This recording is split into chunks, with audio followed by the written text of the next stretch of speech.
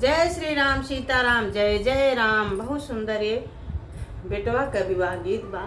आप लोग सुने, कमेंट करके बताइए कैसा लगा। और हाथ जोड़ के रिक्वेस्ट बा, विनती बा कि माई चाची भैया बहनी आशा भजन चैनल के सपोर्ट करें। वाचिंग की कमी बा, आप लोग सपोर्ट कर देंगे तो वाचिंग पूरा हो जाए। जय श्री राम। गलियां की गलियां घूम रहे दूल्हे कावाने रामा, लाल ही घोड़ा सवार। गलियां की गलियां घूम रहे दूल्हे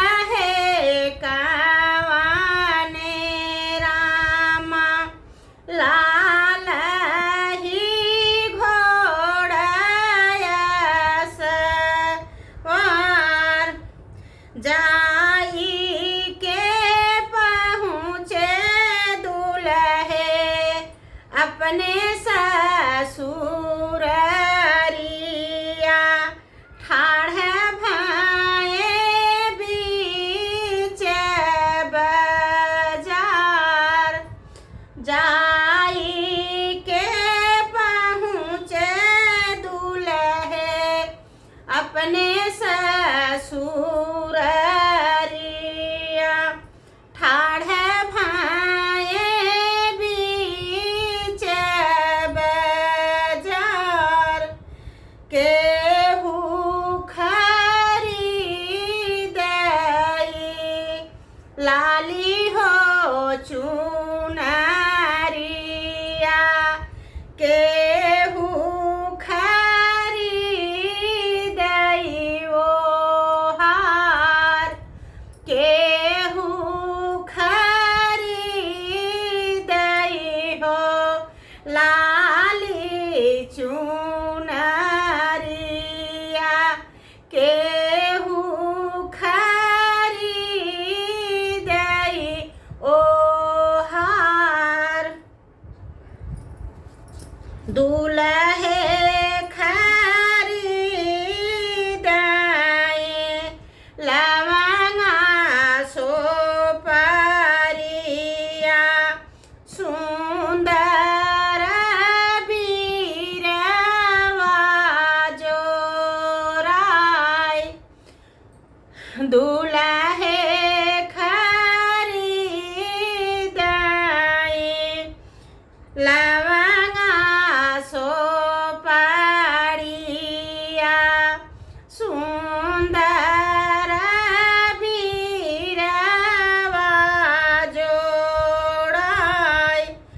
इतना समझी देखिनी बराइनी पूछाई, किया दूल्हे देवाऊ बताई। इतना समझी देखी बराइनी पूछाई, किया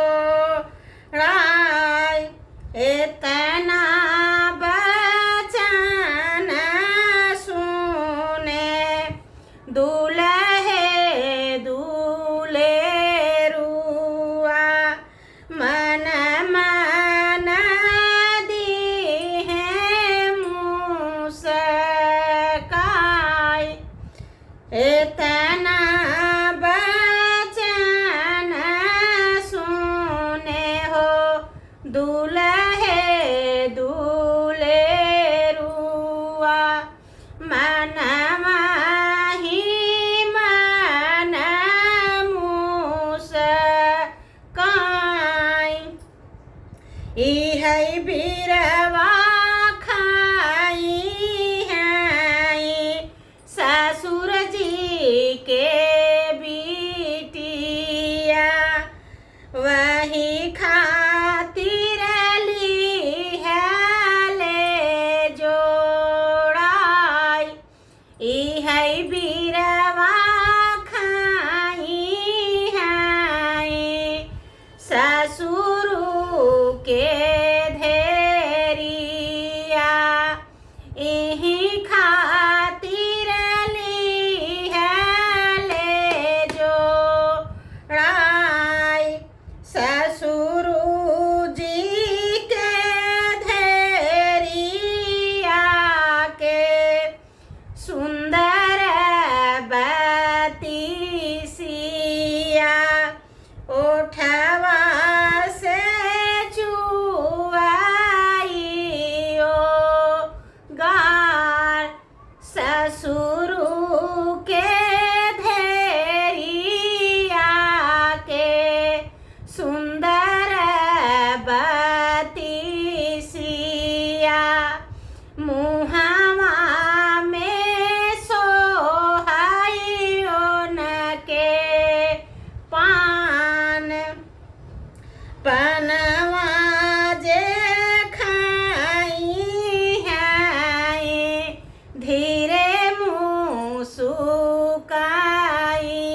हैं मनवा लोभित होई जाई पनवा जे खाई हैं धीरे मुस्काई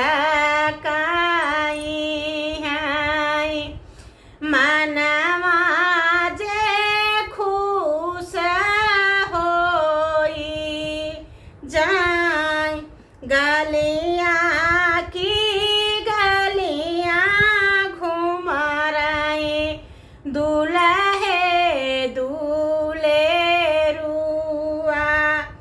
लाल ही घोड़े